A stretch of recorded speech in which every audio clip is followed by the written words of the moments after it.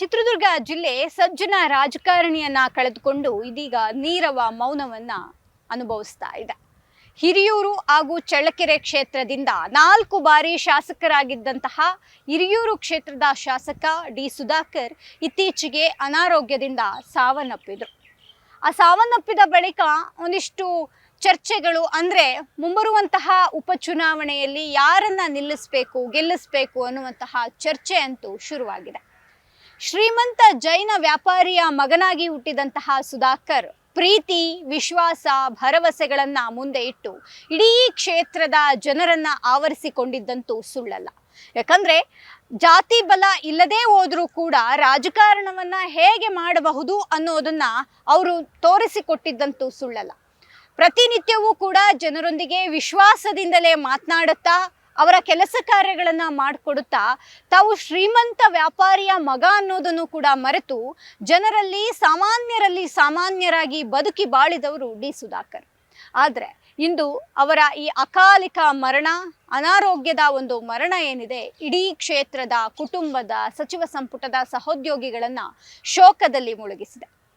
ಸಹಜವಾಗಿ ಡಿ ಸುಧಾಕರ್ ಅವರು ಹಿಂದೆ ಎಲ್ಲಿದ್ರು, ಏನ್ ಕತೆ ಅಂದ್ರೆ, ಒಂದು ಹಂತಕ್ಕೆ ರಾಜಕೀಯ ಪ್ರವೇಶಕ್ಕೂ ಮುನ್ನ ಅವರು ಯಶಸ್ವಿ ಉದ್ಯಮಿಯಾಗಿದ್ರು ಅನ್ನುವಂತಹದ್ದು ಕೂಡ ನಿಜ.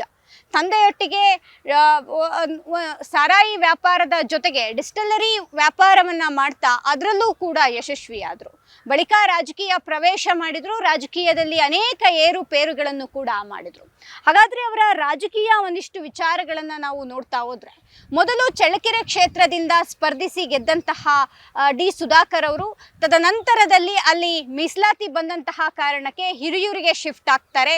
ಅಲ್ಲಿ 2 ಬಾರಿ ಶಾಸಕರಾಗಿ, ಸಚಿವರಾಗಿ ತಮ್ಮ ಕೆಲಸ ಕಾರ್ಯಗಳನ್ನು ಮಾಡ್ಕೊಳ್ತಾ ಜನರಿಗೆ ಹತ್ತಿರವಾಗ್ತಾ ಇಡೀ ಜನಸೇವೆಯಲ್ಲಿಯೇ ತಮ್ಮ ಒಂದು ಇಡೀ ದಿನಗಳನ್ನು ಕೂಡ ಜೀವಿಸ್ತಾ ಬಂದಿದ್ದಂತಹದ್ದು ಡಿ ಸುಧಾಕರ್ ಅವರು. ಚಳ್ಳಕೆರೆ ಕ್ಷೇತ್ರದಿಂದ 2 ಬಾರಿ ಅಂದರೆ 1978 ಮತ್ತು 89ರಲ್ಲಿ ಶಾಸಕರಾಗಿದ್ದಂತಹ ಜಯಣ್ಣ ಅವರು, ಅಂದರೆ ಅವರ ದೊಡ್ಡಪ್ಪ, ಅವರ ಉತ್ತರಾಧಿಕಾರಿಯಾಗಿ ಡಿ ಸುಧಾಕರ್ ಬೆಳೀತಾರೆ. ಅವರಿಗೆ ಮಕ್ಕಳಿಲ್ಲದಂತಹ ಕಾರಣ ಸುಧಾಕರ್ ಅವರನ್ನೇ ತಮ್ಮ ಉತ್ತರಾಧಿಕಾರಿಯನ್ನಾಗಿ ಜಯಣ್ಣ ಬೆಳೆಸಿದ್ರು. ಅದನ್ನು ಅವರು ಮುಂದುವರಿಸಿಕೊಂಡು ಕೂಡ ಬಂದಿದ್ರು. ತದನಂತರದಲ್ಲಿ 2004ರಲ್ಲಿ ಅವರಿಗೆ ಕಾಂಗ್ರೆಸ್ ಪಕ್ಷದಿಂದ ಟಿಕೆಟ್ ಸಿಗುತ್ತೆ. ಕಾಂಗ್ರೆಸ್ ಪಕ್ಷದಿಂದ ಸ್ಪರ್ಧಿಸಿ ಗೆಲುವನ್ನ ಸಾಧಿಸ್ತಾರೆ. ಇದಾದ ಬಳಿಕ ಒಂದಿಷ್ಟು ಬದಲಾದಂತಹ ರಾಜಕೀಯ ಪರಿಸ್ಥಿತಿಯಲ್ಲಿ ನಾ ಹೇಳಿದಂತೆ ಪರಿಶಿಷ್ಟ ಪಂಗಡಕ್ಕೆ ಆ ಕ್ಷೇತ್ರ ಮೀಸಲಾದಂತಹ ಕಾರಣ ಅವರು ಹಿರಿಯೂರಿಗೆ ಬಂದು ಸ್ಪರ್ಧೆ ಮಾಡಿ ಅಲ್ಲಿ ಗೆಲ್ಲುವಂತಹ, ಜೊತೆಗೆ ಶಾಸಕರಾಗಿ, ಸಚಿವರಾಗಿ ಸೇವೆ ಸಲ್ಲಿಸುವಂತಹ ಒಂದಿಷ್ಟು ಅವಕಾಶವನ್ನು ಕೂಡ ಪಡ್ಕೊಳ್ತಾರೆ. ಇದಾದ ಬಳಿಕ ಅಂದರೆ 2008ರಲ್ಲಿ BS ಯಡಿಯೂರಪ್ಪನವರಿಗೆ ಬೆಂಬಲವನ್ನು ನೀಡೋ ಮೂಲಕ ಅವರು ಮತ್ತೊಮ್ಮೆ ಸಚಿವರಾಗ್ತಾರೆ BSY ಸಂಪುಟದಲ್ಲಿ. ಆಗ ಕಲ್ಯಾಣ ಮತ್ತು ಕ್ರೀಡಾ ಸಚಿವರಾಗಿ ಸುಧಾಕರ್ ಕೆಲಸ ಕಾರ್ಯಗಳನ್ನು ನಿರ್ವಹಿಸ್ತಾರೆ. ತದನಂತರದಲ್ಲಿ ಅವ್ರ ಮೇಲೆ ಅಂದರೆ ಪಕ್ಷದಿಂದ ಪಕ್ಷಕ್ಕೆ ಹಾರಿದ್ರು ಅನ್ನುವಂತಹ ಆರೋಪದ ಬೆನ್ನಲ್ಲಿ ಅಷ್ಟೇ ಅಲ್ಲ, ಅವರನ್ನು ಅಮಾನತು ಮಾಡುವಂತಹ ಕೆಲಸವೂ ಕೂಡ ಆಗತ್ತೆ. ಅದಾದ ಬಳಿಕ ಕೋರ್ಟ್ಗೆ ಹೋಗ್ತಾರೆ. ಕೋರ್ಟ್ನಲ್ಲಿ ಜಯ ಸಾಧಿಸಿ ಶಾಸಕರಾಗಿ ಅವರು ತಮ್ಮ ಒಂದು ಸ್ಥಾನವನ್ನು ಉಳಿಸಿಕೊಳ್ಳುವಂತಹ ಕೆಲಸವನ್ನು ಕೂಡ ಮಾಡ್ತಾರೆ. ಇದಾದ ಬಳಿಕ ಮತ್ತೆ 2013ರಲ್ಲಿ ಅವರಿಗೆ ಕಾಂಗ್ರೆಸ್ ಟಿಕೆಟ್ ಅನ್ನು ನೀಡುತ್ತೆ. ಆ ಒಂದು ಚುನಾವಣೆಯಲ್ಲಿ ಕೃಷ್ಣಪ್ಪ ಅವರ ವಿರುದ್ಧ ಗೆಲುವನ್ನು ಸಾಧಿಸ್ತಾರೆ. ಬಳಿಕ 2018ರಲ್ಲಿ ಪೂರ್ಣಿಮಾ ಶ್ರೀನಿವಾಸ್ ಅವರ ವಿರುದ್ಧ ನಿಂತು ಅಲ್ಲೂ ಕೂಡ ಜಯಗಳಿಸ್ತಾರೆ. ಬಳಿಕ 2023ರ ಚುನಾವಣೆಯಲ್ಲೂ ಕೂಡ, ಅಂದರೆ ಸಾರ್ವತ್ರಿಕ ಚುನಾವಣೆಯಲ್ಲೂ ಕೂಡ ಪೂರ್ಣಿಮಾ ಶ್ರೀನಿವಾಸ್ ಅವರ ವಿರುದ್ಧ ಗೆದ್ದು ಮತ್ತೆ ತಮ್ಮ ಒಂದು ಕೆಲಸ ಕಾರ್ಯಗಳನ್ನು ಮುಂದುವರಿಸ್ತಾರೆ. 2 ಬಾರಿ ಸಚಿವರಾಗಿ ಪ್ರಸ್ತುತದಲ್ಲಿ ಅವರು ಸಿದ್ದರಾಮಯ್ಯ ಅವರ ಸಂಪುಟದಲ್ಲೂ ಕೂಡ ಸಾಂಖ್ಯಿಕ ಸಚಿವರಾಗಿ ಮುಂದುವರೆದಿರ್ತಾರೆ.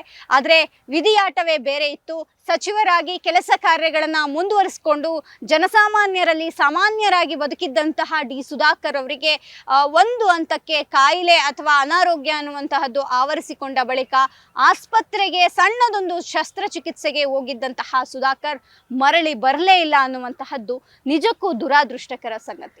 ಇವೆಲ್ಲವೂ ಕೂಡ ಅವರ ರಾಜಕೀಯ ಜೀವನ ಒಂದು. ಆದರೆ ಆ ರಾಜಕೀಯ ಜೀವನದಲ್ಲಿ ಅಂದರೆ ಇತ್ತೀಚಿನ ದಿನಗಳಲ್ಲಿ ಹಣಬಲ, ಜಾತಿ ಬಲ ಇದ್ದರೆ ಮಾತ್ರ ರಾಜಕೀಯ ಅನ್ನುವಂತಹ ಪರಿಸ್ಥಿತಿಯಲ್ಲಿ ನಿಜಕ್ಕೂ ಆ ಜಾತಿ ಬಲ ಇಲ್ಲದೆ ಹೋದ್ರೂ ಕೂಡ ಒಬ್ಬ ಶ್ರೀಮಂತ ಮಗನಾದರೂ ಕೂಡ ಅಂಥವರನ್ನು ಜನ ಬೆಳೆಸ್ತಾರೆ ಅನ್ನುವಂತಹದ್ದು ಅವರು ನಡೆದುಕೊಳ್ಳುವ ನಡೆ ನುಡಿಯಿಂದ ಅಂದರೆ ತಪ್ಪಾಗ್ಲಿಕ್ಕಿಲ್ಲ. ಯಾಕಂದರೆ ನಾನು ಹಿಂದೆನೇ ಹೇಳಿದಂತೆ ಶ್ರೀಮಂತ ಜೈನ ವ್ಯಾಪಾರಿಯ ಮಗನಾಗಿದ್ದಂತಹ ಸುಧಾಕರ್ ಅವರು ಜನಸಾಮಾನ್ಯರಲ್ಲಿ ಸಾಮಾನ್ಯರಾಗಿ ಇದ್ದಿದ್ದೇ ಅವರಿಗೆ ಇಲ್ಲಿಯವರೆಗೂ ರಾಜಕೀಯವನ್ನು ಮುಂದುವರಿಸ್ಕೊಂಡು ಬರೋದಕ್ಕೆ ಸಾಧ್ಯ ಆಯಿತು ಅನ್ನೋದರಲ್ಲಿ ಯಾವುದೇ ಅನುಮಾನ ಇಲ್ಲ. ಉದ್ಯಮದಲ್ಲೂ ಕೂಡ ಯಶಸ್ವಿಯಾಗಿದ್ದರು. ಉದ್ಯಮದ ಬಳಿಕ ರಾಜಕೀಯದಲ್ಲೂ ಈ ಮಟ್ಟಿನ ಹೆಸರನ್ನು ಮಾಡಿದಂತಹ ಈ ಒಂದು ರಾಜಕಾರಣಿ ಇವತ್ತು ನಮ್ಮ ಜೊತೆಗಿಲ್ಲ ಅನ್ನುವಂತಹದ್ದು ಒಂದು ಕಡೆ. ಆದರೆ ಮತ್ತೊಂದು ಕಡೆ ಆ ಕ್ಷೇತ್ರ ಇದೀಗ ಖಾಲಿಯಾಗಿದೆ. ಆ ಕ್ಷೇತ್ರದಲ್ಲಿ ಯಾರನ್ನ ನಿಲ್ಲಿಸಬೇಕು, ಯಾರನ್ನ ಗೆಲ್ಲಿಸಬೇಕು ಅನ್ನುವಂತಹದ್ದು ಸರ್ಕಾರಕ್ಕೂ ಒಂದು ಹಂತಕ್ಕೆ ಒಂದಿಷ್ಟು ಗೊಂದಲ ಇದ್ದೇ ಇದೆ. ಸಹಜವಾಗಿ ಕಾಂಗ್ರೆಸ್ ಪಕ್ಷದಲ್ಲಿ ಸ್ಪೆಷಲಿ ಕರ್ನಾಟಕದಲ್ಲಿ ಯಾರು ಸಾವನ್ನಪ್ಪಿರ್ತಾರೆ ಅಂತಹ ಕುಟುಂಬಗಳಿಗೆ ಮಣೆ ಹಾಕುವಂತಹದ್ದು ಅಥವಾ ಅವರಿಗೆ ಅನುಕಂಪದ ಆಧಾರದ ಮೇಲೆ ಟಿಕೆಟ್ ಕೊಡುವಂತಹದ್ದು ಇಂದಿನಿಂದಲೂ ನೋಡಿದ್ದೇವೆ. ಇತ್ತೀಚೆಗೆ ದಾವಣಗೆರೆ ಉಪಚುನಾವಣೆ ನಡೆದಂತಹ ಸಂದರ್ಭದಲ್ಲೂ ಕೂಡ ನೋಡಿದ್ದೇವೆ. ಶಾಮನೂರು ಶಿವಶಂಕರಪ್ಪನವರು ಯಾವಾಗ ಸಾವನ್ನಪ್ಪಿದ್ರು ಆ ಸಾವಿನ ಬಳಿಕ ಅವರ ಕುಟುಂಬಕ್ಕೆ ಅಂದರೆ ಅವರ ಮೊಮ್ಮಗನಿಗೆ ಟಿಕೆಟ್ ಅನ್ನು ಕೂಡ ನೀಡಲಾಯಿತು. ಆ ಟಿಕೆಟ್ ನೀಡಿದ ಬಳಿಕ ಇದೀಗ ಒಂದು ಸರಳ ಅಂತರದಲ್ಲಿ ಅವರು ಗೆಲುವನ್ನು ಕೂಡ ಸಾಧಿಸಿದ್ರು. ಇದೀಗ ಸುಧಾಕರ್ ಅವರ ಕುಟುಂಬದಲ್ಲೂ ಕೂಡ ಆ ರೀತಿಯಾದಂತಹದ್ದೇ ಒಂದು ವಾತಾವರಣ ಸೃಷ್ಟಿ ಆಗುತ್ತೆ ಅನ್ನುವಂತಹದ್ದು ಕೂಡ ಸದ್ಯ ಚರ್ಚೆಯಲ್ಲಿದೆ. ಅಂದ್ರೆ ಅವರ ಪತ್ನಿ ಏನಿದ್ದಾರೆ ಹರ್ಷಿಣಿ ಅವರಿಗೆ ಟಿಕೆಟ್ ಕೊಡ್ತಾರಾ ಅಥವಾ ಅವರ ಪುತ್ರ ಸುಹಾಸ್ ಅವರಿಗೆ ಟಿಕೆಟ್ ಕೊಡ್ತಾರಾ ಅನ್ನುವಂತಹದ್ದು ಒಂದು ಕಡೆ. ಆದ್ರೆ ಮತ್ತೊಂದು ಕಡೆ ಇದೀಗ 2-3 ಹೆಸರುಗಳು ಜೋರಾಗಿ ಚರ್ಚೆ ಆಗ್ತಿದೆ. ಪ್ರಮುಖವಾಗಿ ಪೂರ್ಣಿಮಾ ಶ್ರೀನಿವಾಸ್ ಅವರು ಕೂಡ ಸದ್ಯ ಕಾಂಗ್ರೆಸ್ನಲ್ಲೇ ಇರೋದ್ರಿಂದ ಅವರು ಕೂಡ ಟಿಕೆಟ್ ಕೇಳ್ತಾರೆ ಅನ್ನುವಂತಹದ್ದು ಒಂದು ಕಡೆ. ಆದರೆ ಮತ್ತೊಂದು ಕಡೆ ಒಬ್ಬ ಅಧಿಕಾರಿಯ ಹೆಸರು ಕೂಡ ಜೋರಾಗಿ ಚರ್ಚೆ ಆಗ್ತದೆ. ನಿವೃತ್ತ ಸರ್ಕಾರಿ ಅಧಿಕಾರಿಯೊಬ್ಬರು ಆ ಒಂದು ಕ್ಷೇತ್ರಕ್ಕೆ ಟ್ರೈ ಮಾಡ್ತಿದ್ದಾರೆ ಅನ್ನುವಂಥದ್ದು ಕೂಡ ಇದೀಗ ಸದ್ಯ ಮೂಲಗಳಿಂದ ಗೊತ್ತಾಗ್ತಾ ಇರುವಂತಹ ವಿಚಾರ. ಆದರೆ ಬಹುತೇಕವಾಗಿ ಅವರ ಪತ್ನಿ ಹರ್ಷಿಣಿ ಅವರನ್ನೇ ಕಣಕ್ಕಿಳಿಸಿ ಗೆಲ್ಲಿಸುವಂತಹ ಕೆಲಸವನ್ನ ಏನು ಸರ್ಕಾರ ಮಾಡುತ್ತೆ ಅನ್ನುವಂತಹ ಚರ್ಚೆಯ ಜೊತೆಗೆ ಇದೀಗ ಸುಧಾಕರ್ ಅವರ ಹೆಸರು, ಅವರ ಒಂದಿಷ್ಟು ರಾಜಕೀಯ ಅನುಭವಗಳು ಹರ್ಷಿಣಿ ಅವರಿಗೂ ಕೂಡ ಅಂದ್ರೆ ಅವರ ಧರ್ಮಪತ್ನಿಯವರಿಗೂ ಕೂಡ ಇದೆ ಅನ್ನೋದು ಕೂಡ ಸದ್ಯ ಕಾಂಗ್ರೆಸ್ ವಲಯದಲ್ಲಿ ಕೇಳಿ ಬರ್ತಾ ಇರುವಂತಹ ಮಾತು. ಈ ಮಧ್ಯೆ ಅವರ ಹೋರಾಟಗಳು ಸಾಕಷ್ಟಿದೆ. ಕೃಷ್ಣ ಮೇಲ್ದಂಡೆ ಯೋಜನೆ ಸೇರಿದಂತೆ ಅನೇಕ ಹೋರಾಟಗಳನ್ನು ಅವರು ಮುಂದುವರಿಸಿಕೊಂಡು ಹೆಸರುವಾಸಿಯಾಗಿದ್ರು. ಆದರೆ ಅವೆಲ್ಲವೂ ಕೂಡ ಇದೀಗ ಅವರ ಸಾವಿನ ಬಳಿಕ ಒಂದಿಷ್ಟು ಚರ್ಚೆಯ ಜೊತೆಗೆ ಅವೆಲ್ಲವೂ ಕೂಡ ಮತ್ತೊಮ್ಮೆ ಮುನ್ನೆಲೆಗೂ ಕೂಡ ಬಂದಿದೆ. ಈ ಡಿ.ಕೆ. ಶಿವಕುಮಾರ್ ಅವರ ತೀರಾ ಆಪ್ತ ಏನು ಸ್ನೇಹಿತರಲ್ಲೂ ಕೂಡ ಸಂಪುಟ ಸಹೋದ್ಯೋಗಿಗಳಲ್ಲೂ ಕೂಡ ಅವರು ಒಬ್ಬರು ಆಗಿದ್ರಿಂದ ಸಹಜವಾಗಿ ಡಿ.ಕೆ. ಶಿವಕುಮಾರ್ ಅವರಿಗೂ ಕೂಡ ಅವರ ಕುಟುಂಬಕ್ಕೆ ಟಿಕೆಟ್ ಅನ್ನ ನೀಡಬೇಕು, ಅವರ ಆ ಒಂದು ಹೆಸರನ್ನ ಅಂದ್ರೆ ಡಿ ಸುಧಾಕರ್ ಅನ್ನುವಂತಹ ಒಂದು ದೊಡ್ಡ ಹೆಸರನ್ನ ಆ ಕುಟುಂಬದಲ್ಲಿ ಮತ್ತೆ ಚಾಲ್ತಿಗೆ ತರಬೇಕು ಅನ್ನುವಂಥ ನಿಟ್ಟಿನಲ್ಲಿ ಶ್ರಮ ಹಾಕ್ತಾ ಇರಂಗಿದೆ. ಇದರಲ್ಲಿ ಶ್ರಮ ಹಾಕುವಂಥದ್ದು ಅನ್ನೋದಕ್ಕಿಂತ ಅವರನ್ನ ಗೆಲ್ಲಿಸ್ಕೊಂಡು ಬರಬೇಕು ಅನ್ನುವಂತಹದ್ದು ಕೂಡ ಸದ್ಯಕ್ಕಿರುವಂತಹ ಚರ್ಚೆ. ಹಾಗಾಗಿ ಇಲ್ಲಿ 3-4 ಹೆಸರು ಸದ್ಯದ ಮಟ್ಟಿಗೆ ಚರ್ಚೆಗೆ ಬಂದರೂ ಕೂಡ ಬಹುತೇಕವಾಗಿ ಅವರ ಕುಟುಂಬಕ್ಕೆ ಈ ಒಂದು ಟಿಕೆಟ್ ಅನ್ನ ಕೊಡಲಾಗುತ್ತೆ ಅನ್ನುವಂಥದ್ದು ಕೂಡ ಇದೆ.